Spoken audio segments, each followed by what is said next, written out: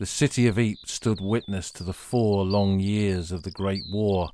Big battles raged here, long periods of static trench warfare, thousands of dead on both sides. This was the Immortal Salient. I've just returned from a week at Ypres, my first battlefield visit of the year, and good to be back on the old front line. I recorded some videos while I was out there using some new gear, and those should be coming up on YouTube in the foreseeable future. It's something that I hope to expand upon over the coming year, and I think it gives a kind of new dimension really to what we do here on the podcast, which will always be at the heart of the old front line. But I think having some visuals to go along with it to perhaps retell some of the stories that we've already done through videos is something that we'll look to do in the future. But one of the great things about being out there was once again walking the ground, and this is such an important aspect of visiting battlefields. It's good to travel in a coach, it's good to travel in your car, but it's much better to get out of a vehicle, get on the ground and walk that ground and see it from the perspective of the men who were there, from that ground level perspective, get to know the geography.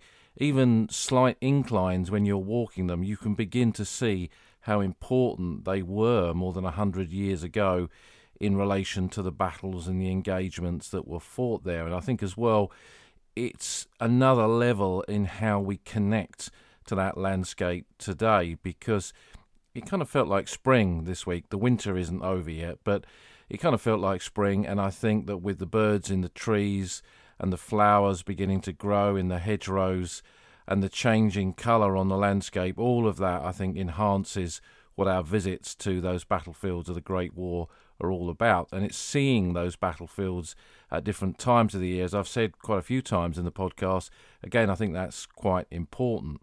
But most of all, I think that when you walk that ground, you get to know it in a really detailed, connected way. And I think that when you come back and you read memoirs and unit histories and war diaries, I think it helps you understand those a lot more. And it's something that I would always recommend.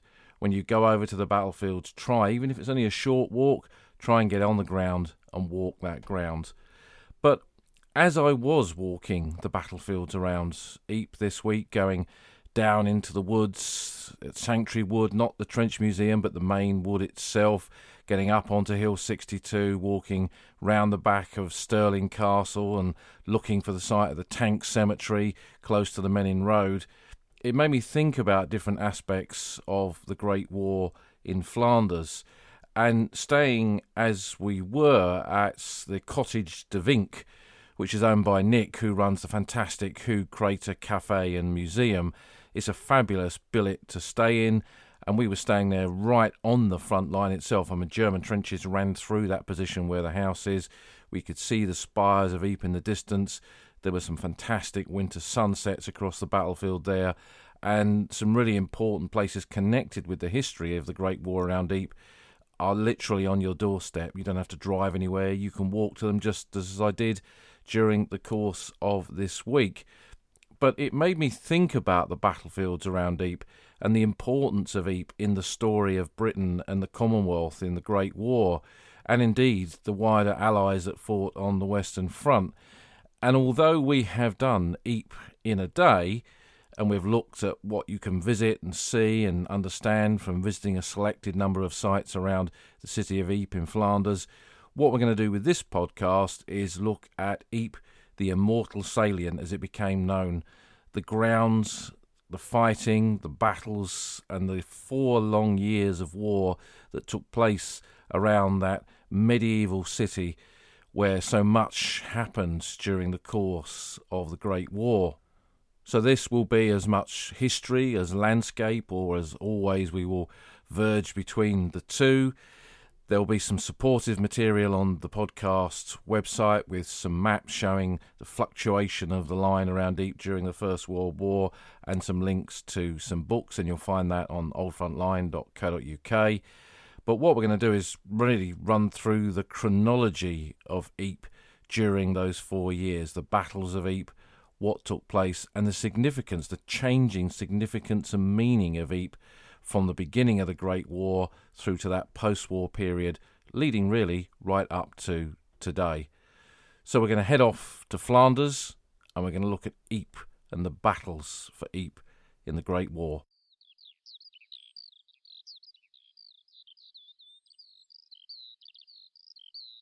When we look at the history of Ypres and the Great War, the first question we have to ask ourselves really is, what's in a name? We call it Ypres, but today, if we look at the road signs in that part of Flanders, we'll see no reference to Ypres. We'll find Ypres, I-E-P-E-R. This is the modern Flemish name for the city in that part of Flanders. So why do we know it as Ypres? Well, in 1914, the country of Belgium, which had come into existence following the Battle of Waterloo in 1815, by combining a number of ethnic groups into a single country, the country of Belgium, German speakers to the east, French Wallonians in the bulk of the territory of what became Belgium, and then the Dutch speakers, the Flemish dialect Dutch speakers in the west, in Flanders. In 1914, the country was dominated by the Wallonians, by the French speakers. And, for example, you couldn't be an officer in the Belgian army unless you spoke French. The Flemish really were the kind of underdogs in this period of Belgium's history. They were not given the same kind of status. Their language was not given the same kind of status as the French Wallonians. And that meant that all of the maps that were produced of the country of Belgium used French, not Flemish names for the places. Ypres itself had had many, many names over the centuries. I remember looking at some of the exhibits in one of the old museums that used to exist in Ypres, near to the Lille Gate, which was not a war museum, it was a history museum of Ypres, and an art museum showing the kind of art that was produced in West Flanders in that period before the Great War. And there, as I've read in many books subsequently, I discovered that Ypres had dozens of different names over the centuries. But because in that period leading up to and at the beginning of the Great War, the maps were produced with French names on them, the War Office, the British War Office, based its data on those maps and therefore basically copied them over. So there was no mention of any Flemish spelling for any of the places in this area of West Flanders that would become so important to the British and Commonwealth story of the Great War. When the soldiers got there in 1914, the British soldiers, like all of these places that they discovered in France and Belgium, they could barely pronounce the names, and they corrupted them. We've heard of down on the Somme, Fonquevilliers, Funky Villas, Auchanvilliers, Ocean Villas, and here in Flanders it was no different. To the old contemptibles of 1914-15 who were here, they called Ypres Ypres, and later by about 1916, and we see this with the publication of a trench newsletter by some men from the Sherwood Foresters, we see the name Wipers being used for Ypres, and this became the standard phrase, it seems, of British soldiers describing Ypres for much of the rest of the war. The Ypres Times was the trench newspaper. So during that period of the Great War, and when it came to writing the history of the Great War, because of the use of those French maps, that map data produced in Belgium during that period when the French speakers dominated the administration of Belgium as well as many other aspects of it, it meant that all of the spellings of the villages and Ypres itself had that French spelling. Now we jump on to today, and in the years following the Second World War, the Flemish language was given dual status with the Wallonian French that was spoken in Belgium, so everything changed, and all of the villages and Ypres itself all were given proper Flemish names. So Ypres became Ypres. So when we visit it today, out of respect to the people of Ypres, that's the name we use. But it's not correct in the context of the Great War. So to call it the First Battle of Ypres or the Third Battle of Ypres, that's not correct. And we have to stick to what was the contemporary naming, I think, of these places to really get a true understanding of it in the context of the literature and the histories and the official histories of the period. So we will call it Ypres for the rest of this podcast and many podcasts besides. Ypres before the Great War was a prosperous city based on trade. Its origins go back to Roman, probably pre-Roman times. By the time of the medieval period, it had become the centre of the European cloth trade. Cloth was produced here, but it was more importantly traded here in a large cloth hall, which was the main building in the city of Ypres, where when you go today with the rebuilt cloth hall, you see lots of little doors all the way along the edge of it.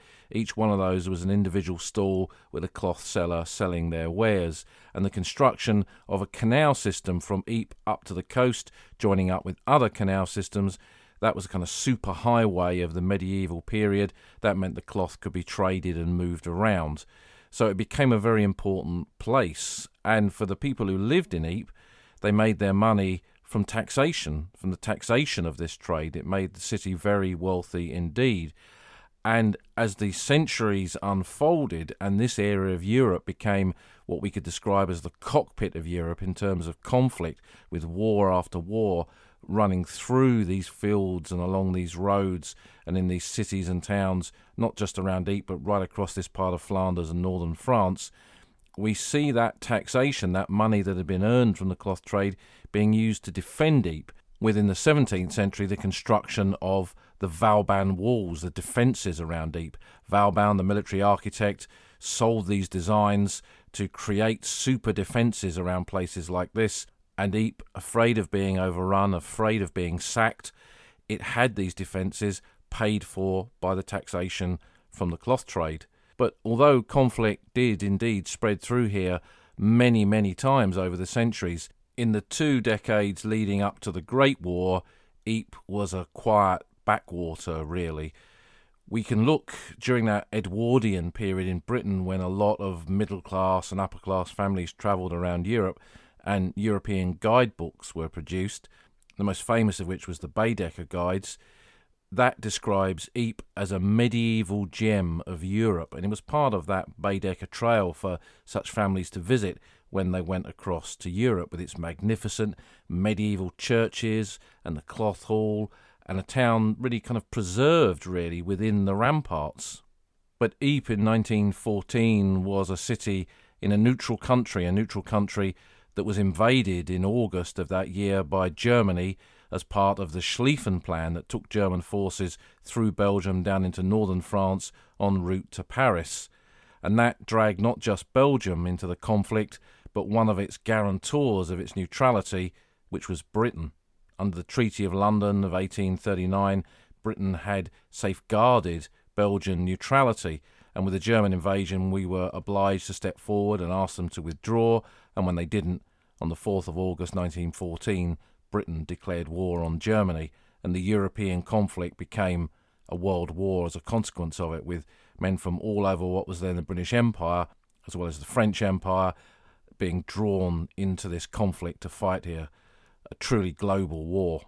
But initially the fighting was some distance away.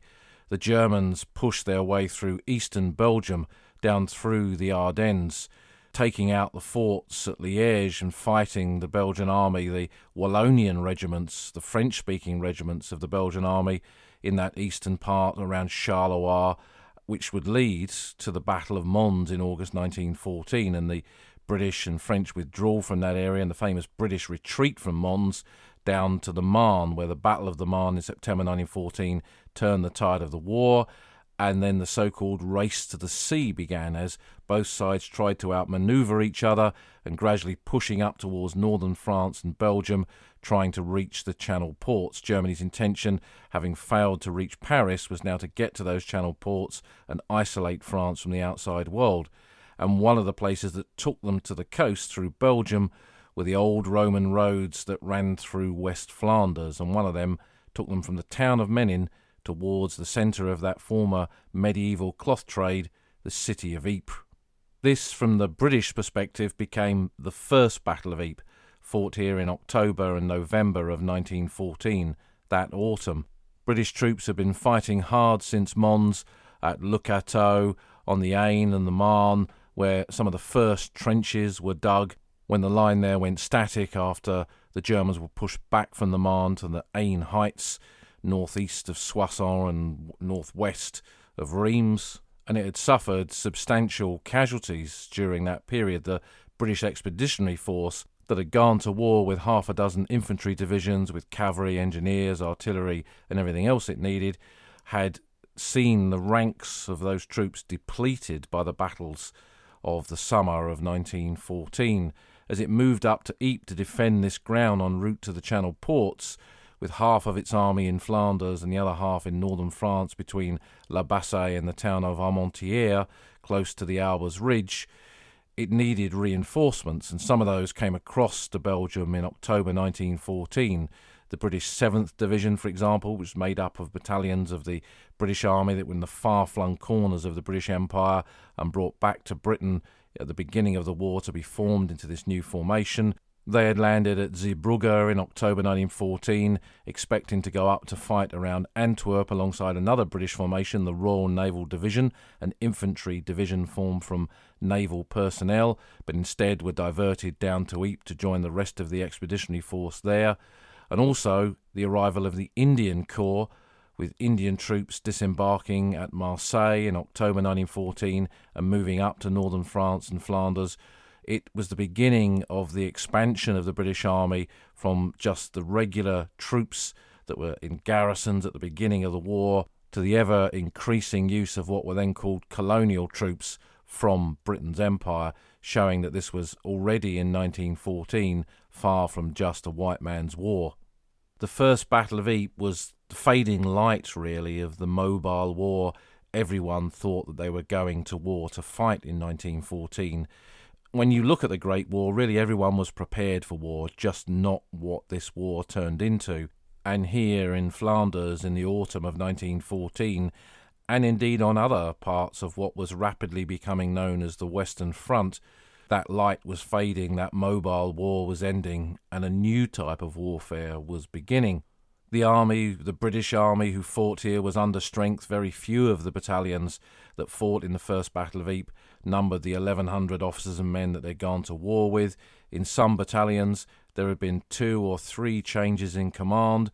Some battalions that I've researched lost 3 battalion commanders between Mons, the Marne, and the Aisne and the beginning of the First Battle of Ypres. So what we see increasingly is the use of the last of the reservists that have been called up.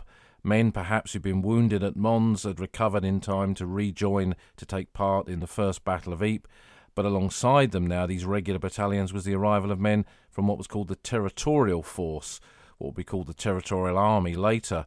These were part-time soldiers, Saturday night soldiers, as some of the regulars referred to them as. But they too would play a part in this, most notably the London Scottish at Messines, when they defended the ground north of the village there in October 1914. But most importantly in this First Battle of Ypres, and something that's often overlooked, is the important role of our ally, France. The French sent troops to Flanders as well to stem the tide of that German advance as it pushed towards the Channel ports.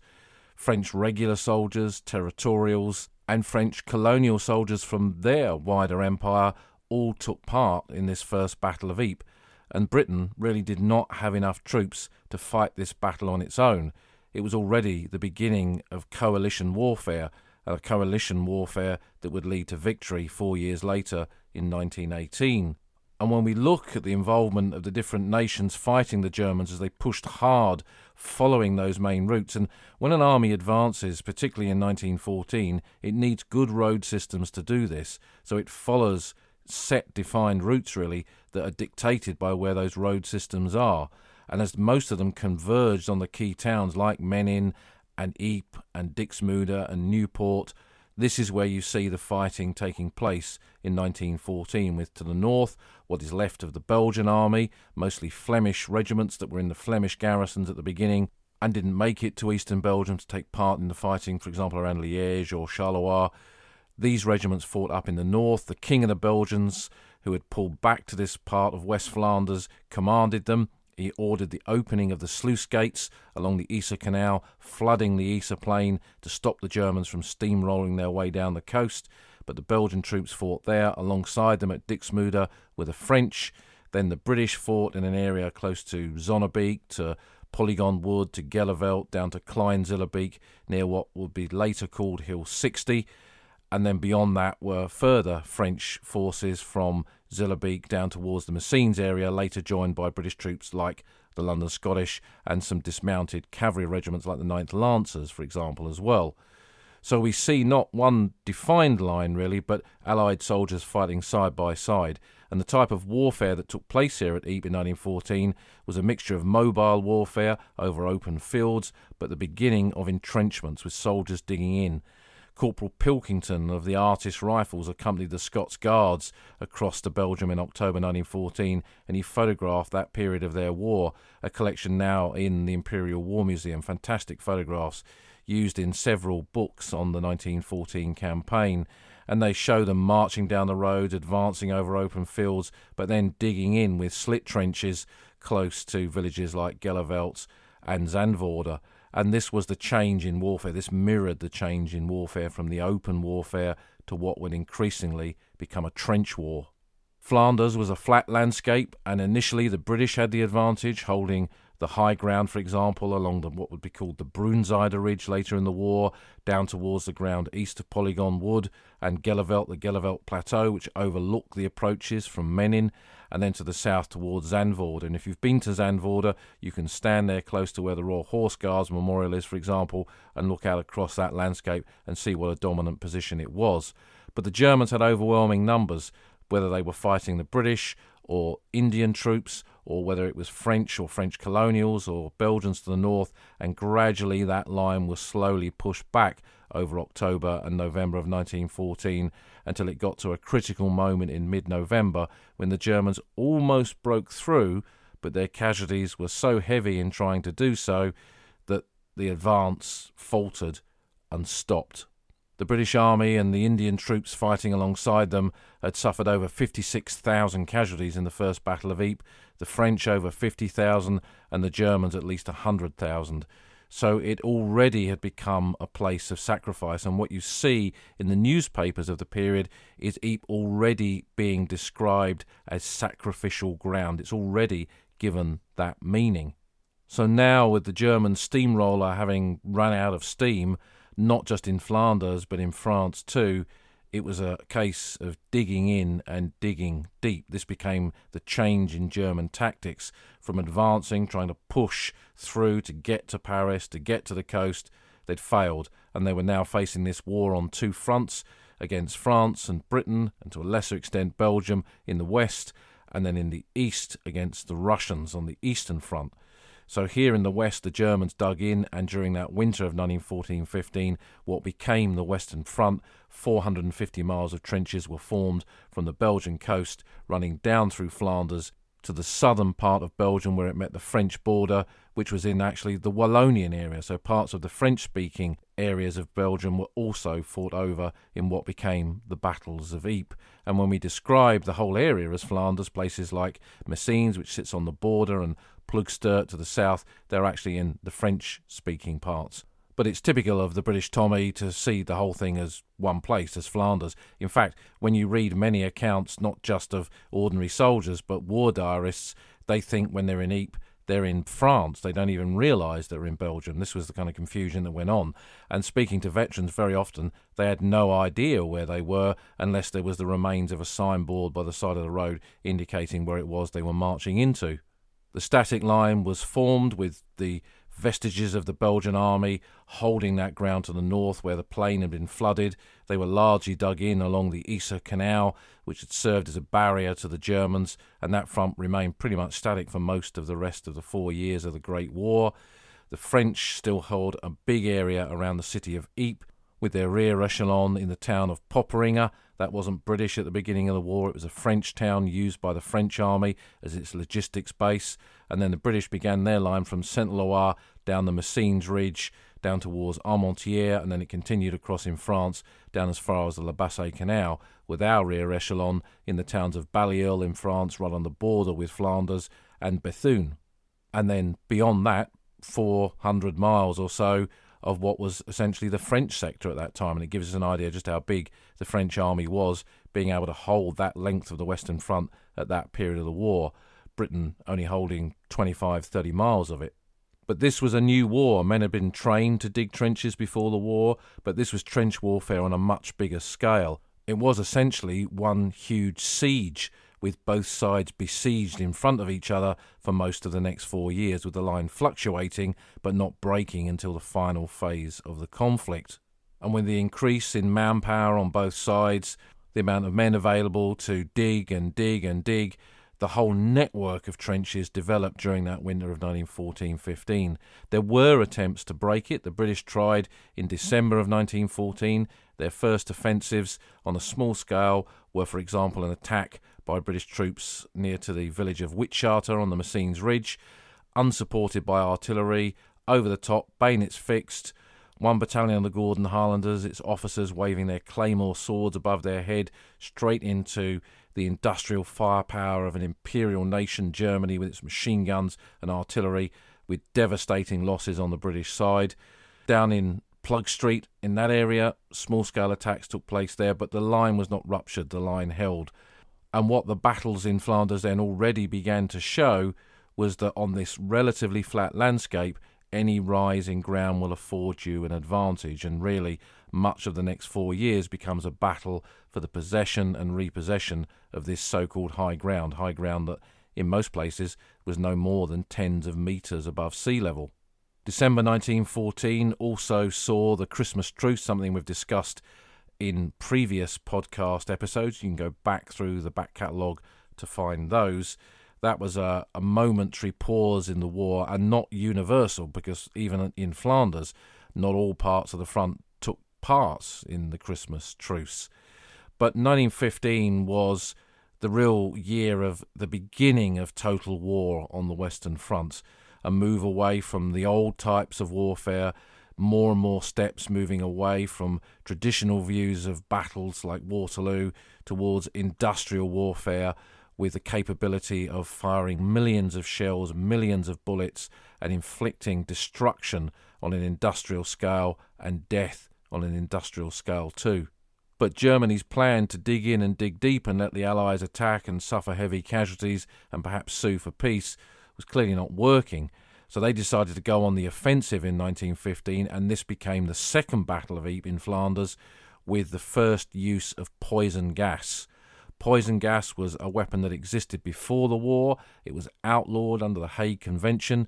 In Germany, it had been developed by the industrial chemist Fritz Haber, who's often described as the father of chemical warfare. He would not just be the architect of the type of gases used by the German army on the battlefield in the Great War.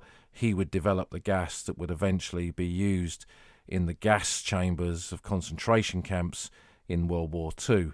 That dark heart of total war that characterised that first half of the 20th century. But poison gas as a weapon had been tried by the Germans on the Eastern Front in what is modern-day Lithuania, and then when it was ready, it was deployed in Flanders from gas cylinders connected to a whole series of pipes built into the parapet, the front of the trench, released, forming a gas cloud, and the wind had to be blowing in the right direction to carry that gas cloud in the direction of the enemy, the Allied trenches. And as far as the Germans were concerned, the wind was blowing in the right direction on the evening of the 22nd of April 1915, when gas was used on the Western Front for the first time. It broke against the trenches of French soldiers, French territorials and colonials to the north, and then British and Canadian troops. And although the Second Battle of Ypres in April and May of 1915 was not just about the gas enabled the Germans to effect a breakthrough and push the Allies back.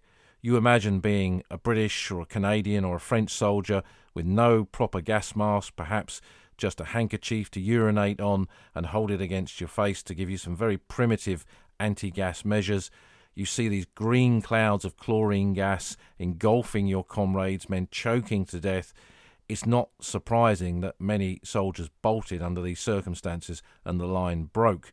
But gradually there were counterattacks that held the Germans, sometimes temporarily, sometimes permanently as the line moved backwards slightly, and the Canadians had a heavy role in this. The 1st Canadian Division, formed in 1914, went into action, and in a 2-day period, just a 2-day period, 22nd to the 24th of April 1915, the opening phase of the Second Battle of Ypres, They had more than 2,000 men killed in combat, killed in the gas attacks, and over 4,500 wounded, gassed, or taken prisoner. It saw the virtual destruction of some of those Canadian units in the defence of Ypres. And again, this whole idea, symbolic importance of Ypres as sacrificial ground, builds and builds. It's a British story. It's an Indian story with the arrival of the Indian Corps. And now it's a Canadian story as well. And that story and all the countries from the different parts of what was then the Empire grows and grows over the 4 years of war. Within 2 weeks of the first use of gas, the Germans had pushed the British and the French and the Canadians off of the dominant bits of high ground that they'd held at the beginning of the battle, pushed them right back close to Ypres, forming this bulge, this semicircular position around the city itself. This was what was held at the end of that Second Battle of Ypres, but not without great cost. Further British regular battalions, also on Empire duty, had been recalled and then sent to France in early 1915. They took part in the Second Battle of Ypres, but generally there was the beginning of a manpower crisis here because units were just simply running out of men. When you look at the casualty rates of some of the units in the fighting in places like the Frasenberg Ridge or the Bellewaerde Ridge in May of 1915, you see battalions that in a single day have over 300 men killed in action. Now, some of these are battalions that are only mustering 600 or 700 officers and men.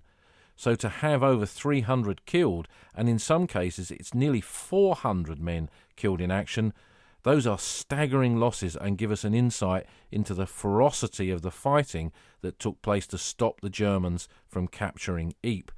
And one of the tragedies when we look at those casualty lists, there are regiments like the King's Own Royal Lancaster Regiment who suffered nearly 400 dead in a single day. Almost all those men in that battalion of the King's Own who died in that fighting of May 1915, they do not have a known grave. Their names are listed on the Menin Gate. And when we break down the casualties on the Menin Gate, we see that it is dominated by some of the terrible losses suffered by infantry battalions in May of 1915.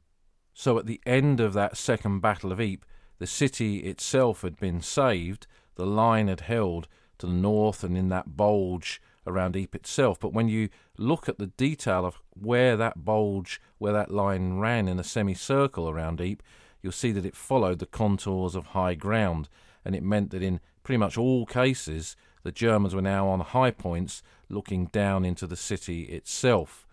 And it saw a change in Ypres, the city of Ypres, in that right up until that April 1915 period, the citizens of Ypres had lived in the city despite the war going on around them. The post office was open, the shops were open, people went about their business. Shells fell, some people were killed, but the war still seemed slightly away, even though they could hear it in the distance. But with the arrival of poison gas, that changed things completely, and the British had to evacuate the civilian population to get them away because they barely had enough gas masks for their own soldiers, let alone for Belgian civilians. So Ypres, from that mid-1915 period onwards, became a military city and no longer a city where civilians could live or stay or be safe. But most importantly, the Second Battle of Ypres saw a final phase of serious combat around the city, a major battle, and the beginning of a long period of static trench warfare. With the creation of this curve, this bulge around the city, this was the true creation of what became known as the salient.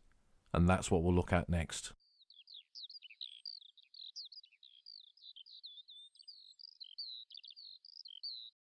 In 1914 and 15, Ypres had been the site of major battles, but now for the next 2 years it would be a place of static trench warfare, perhaps the kind of warfare that we think of every time we think of the First World War, of trenches, of gas attacks, of bombardments, of trench raids, of wiring parties and all these other things. But what it also became was what the troops knew as the Ypres Salient. So what is a salient? Well, a salient in terms of military geography is a curve in the line, an area where the positions that you hold follow the curve of something. In this case, around Ypres, it was the curve of the contours of the ground, the ridges that surrounded the city of Ypres. And it meant that when you were in that salient, you could be fired at by an enemy, not just from in front of you, but from multiple sides. And when you look at the curve, the bulge, it probably would have been called a Battle of the Bulge in another war, that came down and followed those contours in this semicircle around Ypres, with Ypres at the kind of epicenter of it. If you were in that eastern part of it, so along the Menin Road near to the village of Hooge, for example, you had the Germans ahead of you. You had the Germans ahead of you to your right and to your left. But also, when you look round towards Hill 60 behind you to your right, they were there as well. So behind you to your right, and then behind you on the Pilkelm Ridge to your left as well. So it meant that you could be fired at from multiple different directions. This was the salient, the curve in the line that was not a very pleasant place to hold front-line positions. And what the British did as the line increasingly remained static here is formed it into 12 different sectors. And I'll put a map of those sectors onto the podcast website. And typically a division would be holding one or two of those sectors when it was in the line. So 20,000 men in a division, and they would be split up between one or two of these different sectors. So it meant that at any time you had a big chunk of the British Army holding these positions. It became known again, not just as the salient, but as Britain's bastion on the Western Front. It was really for most of the war, not just in those early battles, but as the war progressed, although we know of actions on the Somme and the Hindenburg Line and Arras, Cambrai and so many other places, Ypres was always that place of symbolism, of sacrifice, and that it must be held almost at any cost. So the salient, the true salient, was formed come the end of that second Battle of Ypres, and with a few minor variations would remain pretty much unchanged until the beginning of the offensives of 1917 with the Battle of Messines and the Third Battle of Ypres. What you saw then in this sector around Ypres itself was not big battles, it was static trench warfare, holding the line. Now, that meant that you had to have troops continuously in the line here. If you didn't, the enemy would soon spot that and exploit it. And the same on their side of the line. So this part of the front being held by the British Army and British Empire forces that increasingly arrived to play their part in the Great War on the Western Front, this becomes then a place where we have to have men in the line. And that's true along all of the Western Front. And so we can see that there are no gaps in the line here in Flanders, northern France, eastern France. The only gaps are the two ends of the Western Front, the Belgian coast or the snow-capped mountains on the border of Switzerland in the Vosges. The rest of it is this deadlock, this huge siege, the trenches of the Western Front, static warfare. And here at Ypres you have 2 years of that. So what does this mean for the troops in the line? Well, they're not fighting big battles. They're not fixing bayonets and going over the top. They're holding the line. And for a big chunk of that front-line experience that they have, whether it's in the front line or the support line or the reserve line, and then in a village behind the lines, and typically an infantry battalion would be rotated between those different places when it held a sector of one of those parts of the Ypres Salient. What it meant for the individual soldier is that he would be in the very front line, be on sentry, observing the Germans, making sure they weren't coming over to damage their wire or potentially raid the British positions. Germans, of course, doing exactly the same kind of thing. And when you were on sentry go, you were on alert pretty much all the time, so there was not a lot of opportunity to sleep. But those who were behind you in the support trenches and the reserve trenches, they were keeping you there, they were supplying your food, your ammunition, and they were helping out with a labouring task, because a big chunk of all of these soldiers' tasks when they were in the forward positions or in the positions behind the front line was labouring, was digging, repairing, working on the positions, digging new trenches, laying new duckboards, flooring in the base of the trench, working on the supports on the side of the trench to stop them from collapsing, filling sandbags, placing those on the parapet at the front or the parados at the back or the sides of communication trenches that linked one line of trench with another. You'd work on dugouts, you'd work on digging little saps out to shell holes to make toilets, latrines. You'd have to repair the latrines. You'd also, unfortunately, have to empty the latrines. So a soldier, when he was in the line, his shovel, or the shovels that he was given, because they didn't carry a shovel, they carried an entrenching tool, which really was not big enough to do this kind of work. But when they were given a shovel, in this type of warfare, that was as important as a rifle. And unit after unit, when they were holding the line here in poor weather, the trenches would flood. There'd be extra work then on trench pumps to pump the water out and to work on positions as the wet weather turns the trenches into this kind of glutinous mud, and the sides of the trench would collapse. And men, of course, would be trying to exist and live, and in some cases having to engage with the enemy, particularly if they raided them. It was not a nice place to be, and sickness grew under these conditions. Although the soldiers were not fighting, they were labouring, they wore themselves out. It was cold, sub-zero temperatures, wet. Their feet were in water all the time. So as many soldiers during these kind of periods went sick as those who were wounded by shrapnel or gas or stray bullets or machine gun fire or whatever it was.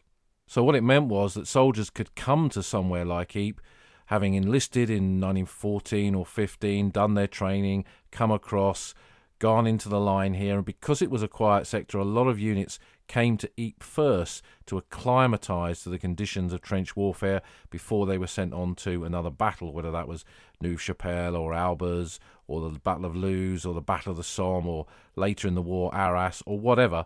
They would come here to acclimatise, to get used to trench warfare, to understand trench warfare and what their role in it was, but they could be killed or wounded often without ever having fired their weapon, because there were very few opportunities in which soldiers would fire their weapon during these static periods of static trench warfare from 1915 to 1917 at Ypres. Most of the time, they were digging, not firing, not fighting. They were working as labourers, not as the traditional idea of what a soldier would be, which is his bayonet glinting in the sun as he charges the enemy. That's not what this kind of warfare at Ypres was all about during that period. But the chances of death were high because although there were no battles being fought here, both sides kept each other on their toes. Artillery would be brought down at any time on any position on this part of the front. Shelling in the morning, shelling during the day, shelling at night. Both sides now had trench weapons, whether that was trench mortars, the Minenwerfer on the German side and later the Stokes mortar on the British side. Rifle grenades could be used, fired from the rifles themselves. Often the rifles would be put on a special kind of support to fire the rifle grenade more accurately at the enemy positions. So shells, mortars, rifle grenades, machine gun fire being used indirect, firing over the trenches down onto areas, saturating it with machine gun fire. In the early period of the war, they'd have what was called the Mad Minute, where British soldiers would get on the fire step, the step that enabled them to fire over the parapet, the front of the trench, and blast off at the Germans for a minute every morning. Complete waste of ammunition, kind of stupid idea that was eventually abandoned, but weapons were fired under those circumstances, and I don't think the Germans were standing there waiting to be shot. But it was the more indirect weapons that caused the greatest casualties, and gas by 1916 was a weapon not just released as it had been at Ypres in 1915 in big gas clouds. It could now be delivered in a shell or a mortar bomb to an enemy position, and so gas could rain down on you on top of high explosive and shrapnel and everything else. There were snipers, and some soldiers got careless and exposed the top of their head or parts of their body in areas where the parapet had not been maintained properly and there was a bit of a dip in it, so snipers could take out soldiers.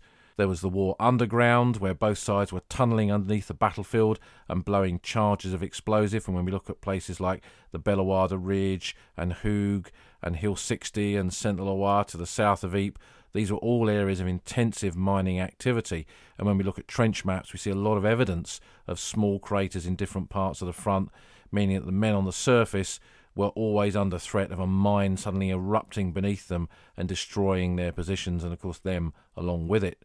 At night, men would be required to go out into no man's land, the stretch between the two sets of enemy trenches, to repair the barbed wire. the wooden posts originally, then the silent pickets, the metal pickets with a corkscrew bottom that could be screwed into the ground, and the wire woven around them, a more silent way of the wire being put in place. There were patrols in no man's land at night to gather information on the enemy positions, and there were trench raids when the British would raid the German trenches and when the Germans would raid the British and Empire trenches. So what it meant was that even in this static warfare where there's no big battle going on, your chances of being killed or wounded were pretty high. And when we look at the entire British front, which by 1916 was about 90 to 100 miles of the Western Front from north of Ypres down to near the River Somme, you're looking at over 2,000 men a day becoming casualties, killed, wounded, sick. And this was called daily wastage or natural wastage, I think a term that commanders today obviously would not use. But this gives us an idea as to the scale of casualties that could be suffered just by holding the line.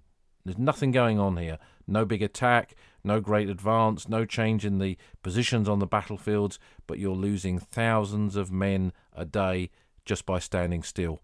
And this was the reality of 2 years of such warfare at Ypres from 1915 to 1917.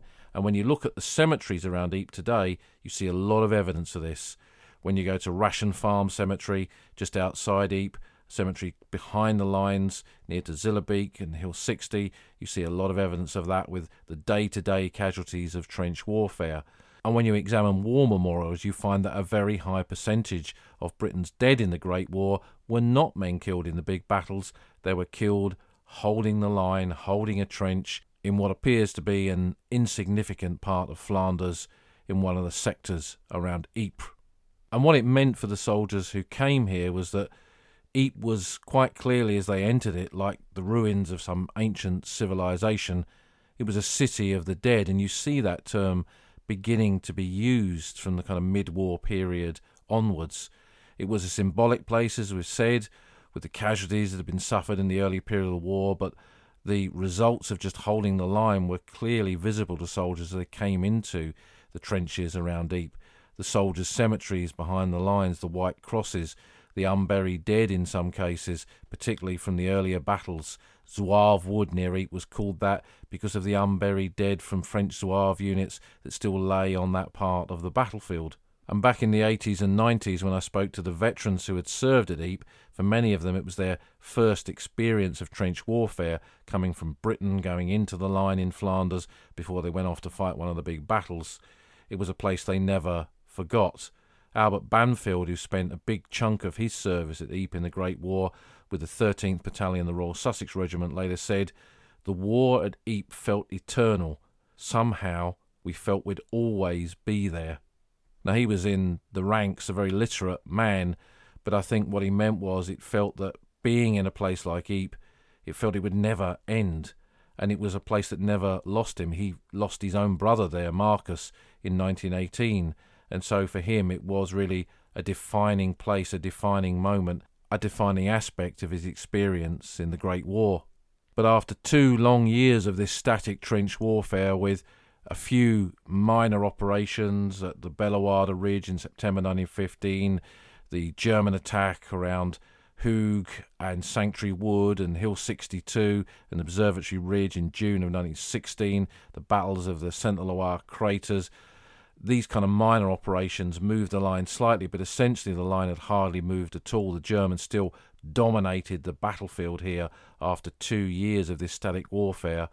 But as 1917 approached, all of that was about to change.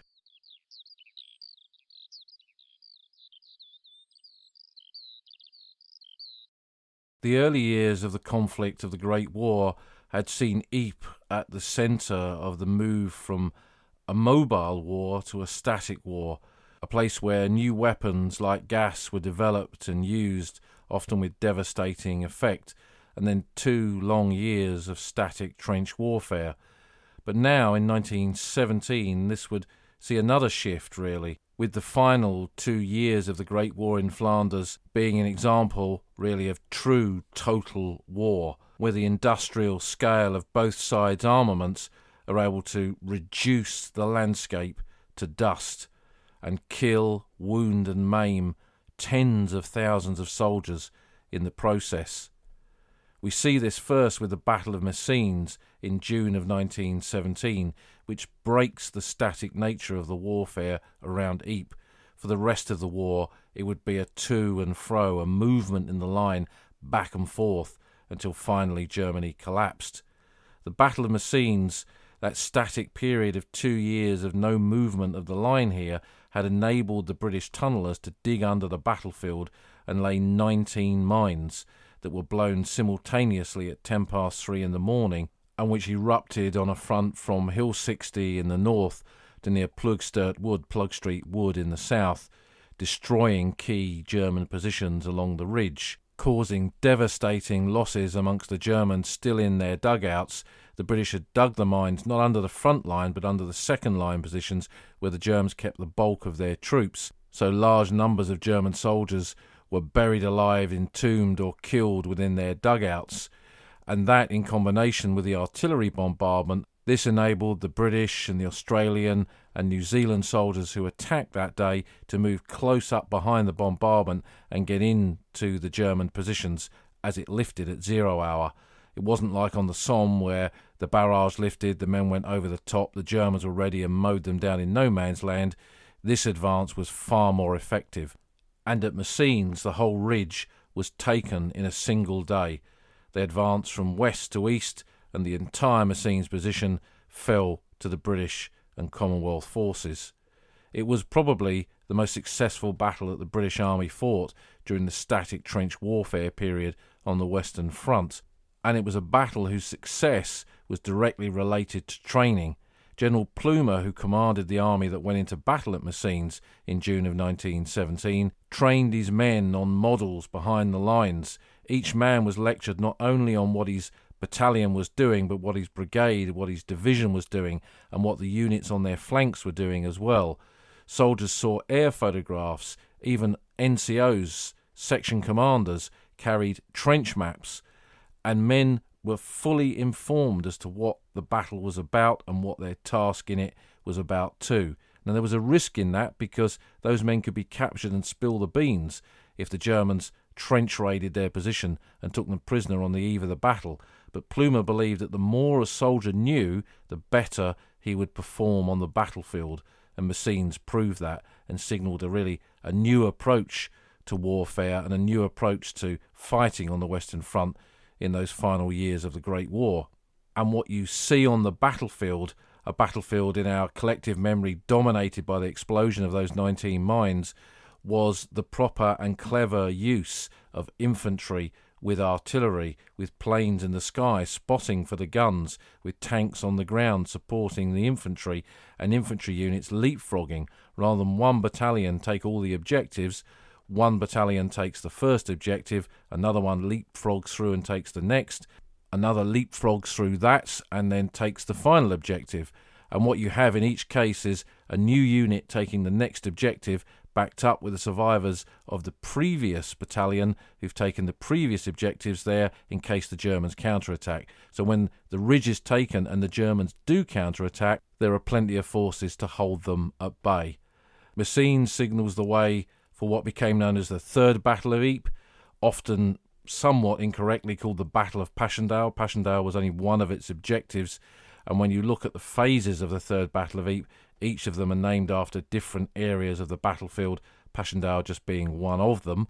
But the reference to that battle, the Battle of Passchendaele, really has become part of our wider collective memory of the First World War and is still a very powerful name to utter and one that evokes a lot of emotion in people.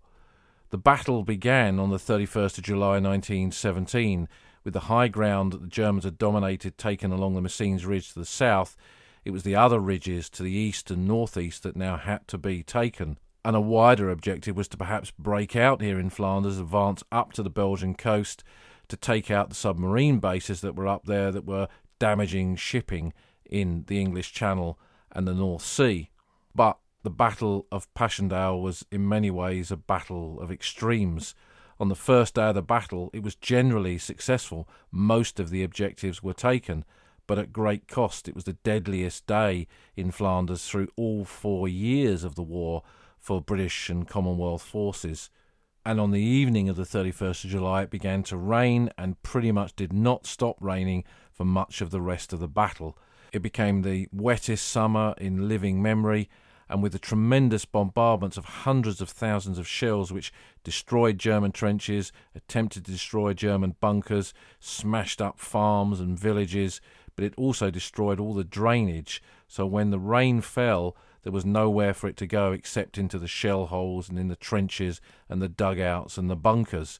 And it turned the battlefield into this quagmire, this terrible quagmire in which everything disappeared. Men, mules, donkeys, horses, artillery pieces, even tanks. And in terms of just its physical conditions on the battlefield, it was arguably one of the worst battlefields on which British and Commonwealth soldiers fought during the Great War, let alone the fighting, just the conditions. Passchendaele, the third Battle of Ypres, became a slog in the mud, gradually pushing the Germans back. Ridge after ridge would fall, the Pilkelm Ridge, the Bellewaerde Ridge, the Frasenberg Ridge, the Brunseider Ridge in October 1917, opening up the gateway to the village of Passchendaele that sat on the Passchendaele Ridge, the easternmost ridge in this area of the battlefield, which was attacked by Canadian forces in October and November of 1917, when in a 10-day period the Canadians suffered over 16,000 casualties, taking the village of Passchendaele and the ridge surrounding it. By the end of the fighting, British and Commonwealth forces had suffered over 300,000 casualties, and when we look at the dead from the Third Battle of Ypres, we see that over 2/3 of them do not have a known grave. They're either commemorated on the Menin Gate or on the Tyne-Cot Memorial. The cemetery at Tyne-Cot, the largest British and Commonwealth cemetery in the world, stands on that sacrificial ground around Passchendaele where the battles were fought in 1917. When the battle ended, to move from the outskirts of Ypres to come up to take over trenches around the village of Passchendaele, a distance of about 8 or 9 miles, it would take the average battalion over 18 hours to move across that ground smashed to pieces by the bombardments. It was this vast moonscape of shell craters, and the photographs that were taken of the battlefield at that time are probably some of the most evocative photographs of the entire war, and ones really that if you stopped someone in the street and asked them to describe what a First World War battlefield looked like, they would describe one of those photographs without a doubt. Was the capture of Passchendaele, was the Third Battle of Ypres a victory? Historians will argue over this for many years to come, perhaps centuries.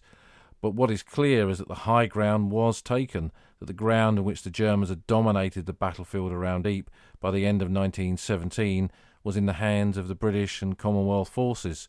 It had been paid for at a very high price, adding even more to this idea of Ypres being sacrificial ground. And now in late 1917 there was a new ally that had joined the cause, the American Expeditionary Force. America had entered the war in April 1917, but the British Army had suffered greatly in those battles of that year, at Arras, at Messines, at Third Ypres and at Cambrai.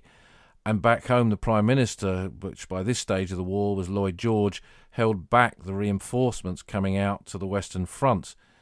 The men who had been conscripted at 18 to go overseas at 19 were being held at their depots in England. And this meant that the size of the units that the British employed on the battlefields of the Western Front had to shrink slightly because of the lack of manpower, and at the same time they found themselves holding an ever-increasing length of the Western Front, taking over new positions from the French. On the other side of no man's land, the Germans, now well aware of the arrival of the Americans, and that once those forces were ready to be employed, it would no doubt tip the balance in the favour of the Allies, and the outcome of the war would be pretty much guaranteed.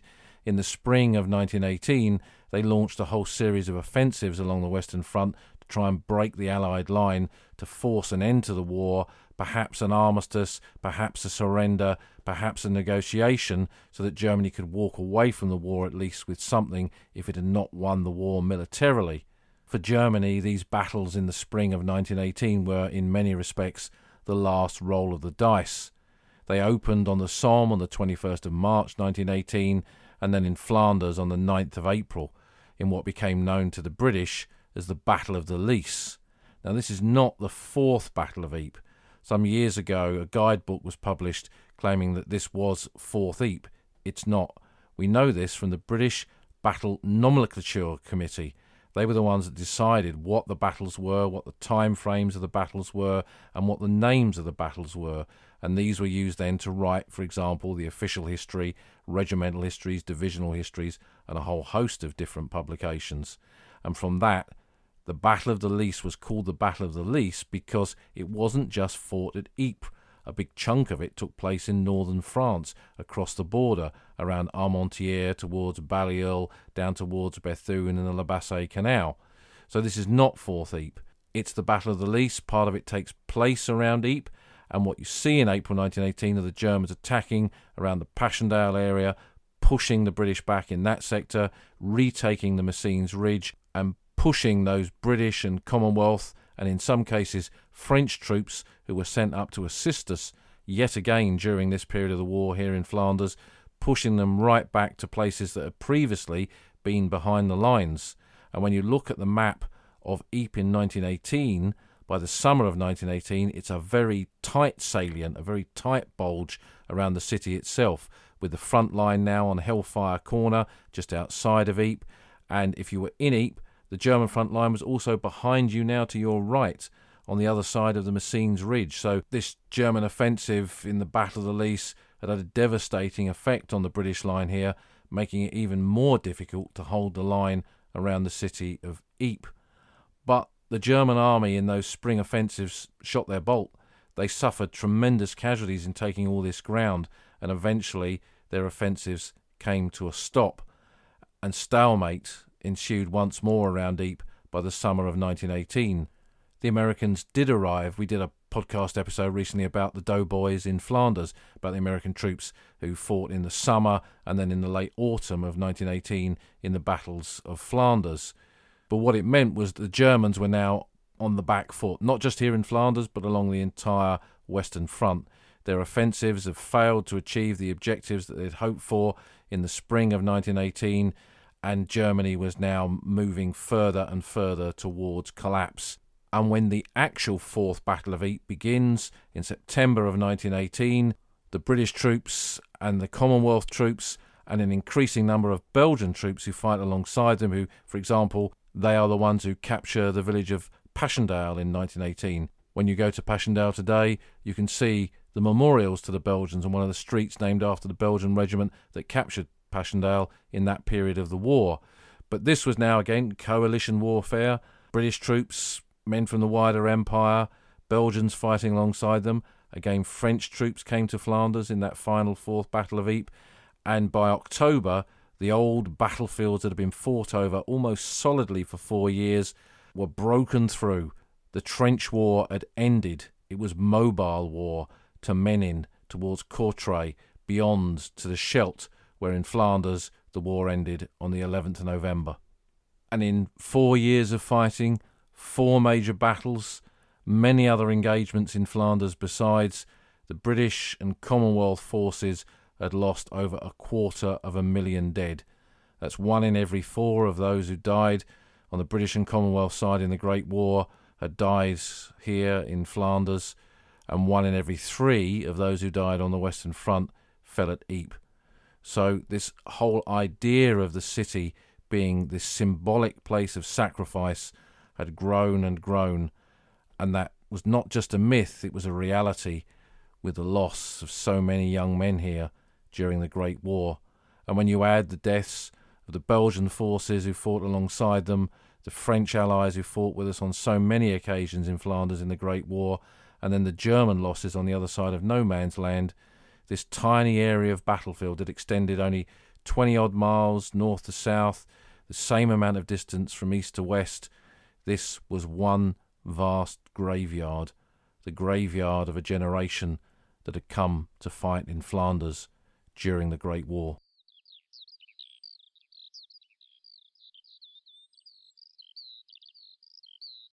As the guns had fallen silent on the Western Front, the importance, the symbolism of Ypres had changed once more. Its former citizens began to return to try and trace the existence of their old lives, their farms, their houses, their barns, their cellars. How could they possibly repair or reclaim that land devastated by 4 years of war? But return they did to live in shanty towns around Ypres, something that we've looked at in some recent podcasts, talking to Mark Connolly and Roger Stewart about that fascinating period just after the Great War in Flanders. With the war over, though, there was no strategic meaning to Ypres anymore. What did it now stand for? In the 20s and 30s it rose like a phoenix from the ashes. The city was rebuilt using the original medieval plans that had been saved in 1915. The farms were rebuilt, the villages reconstructed, people went about their lives. The traces of the Great War were everywhere, in the landscape, on the landscape, with the construction of the cemeteries and the memorials. And with that brought a new army, not an army bearing weapons, but an army of bereaved families who would return to Flanders in that interwar period to make some sense of the loss that they'd suffered here during those 4 years of the Great War. Built as this place of sacrifice between 1914 and 1918, that really only increased in that interwar period in the 1920s and 30s, when thousands, by the 1930s, hundreds of thousands of people travelled to Ypres each year to remember someone, to stand at the Menin Gate and hear the last post, to go on a pilgrimage with the British Legion or the Ypres League, to find a wooden cross in a field amongst a sea of other wooden crosses, or a white Portland headstone in the vast soldiers' cemeteries, the silent cities that were constructed during this period. It became a place of remembrance.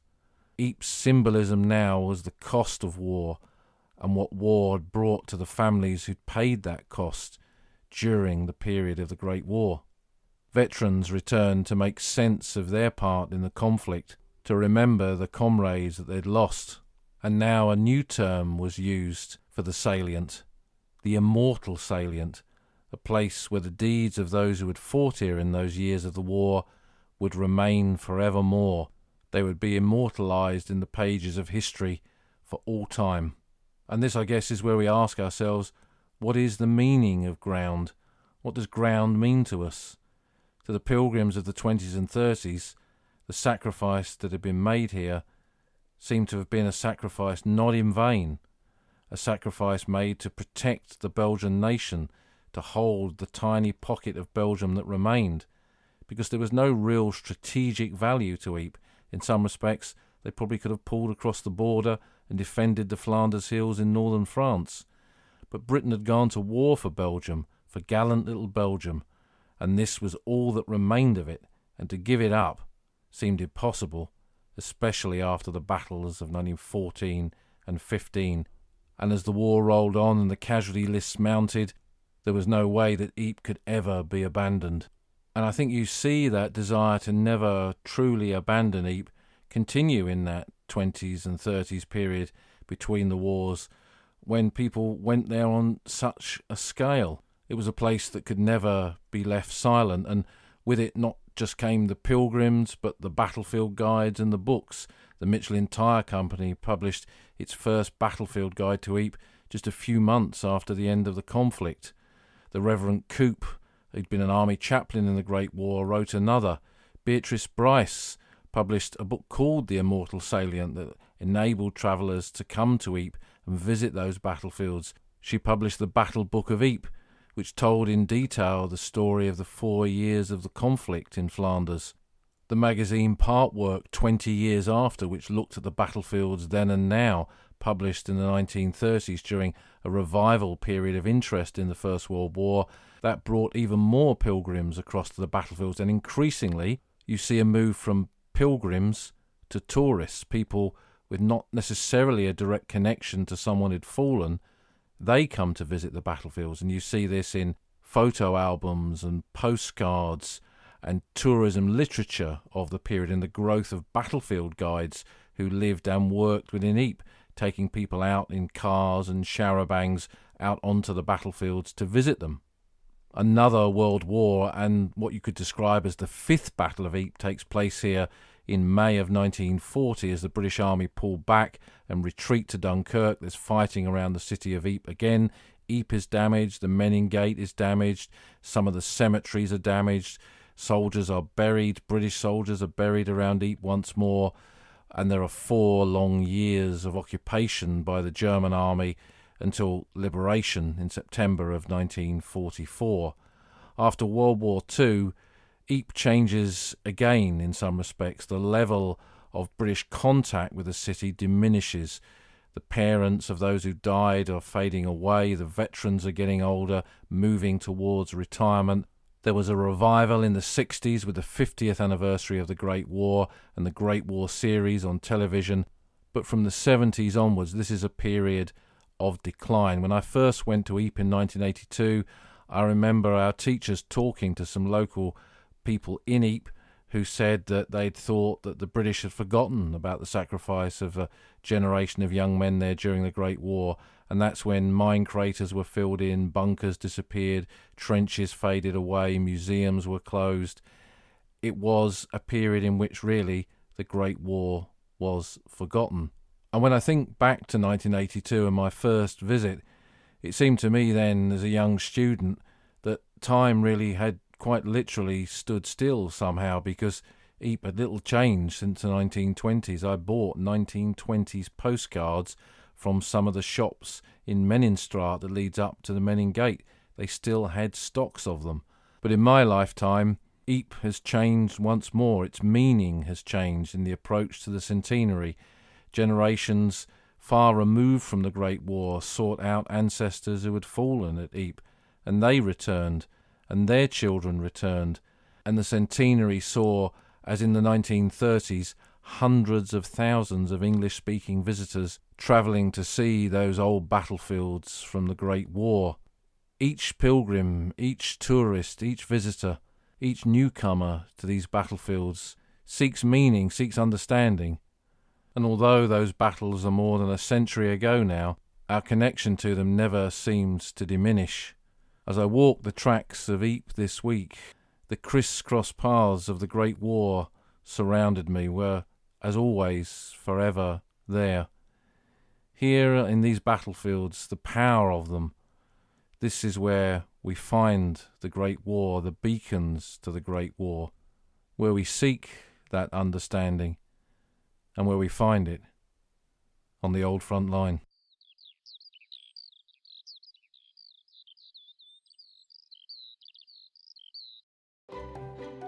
You've been listening to an episode of The Old Front Line with me, military historian Paul Reed.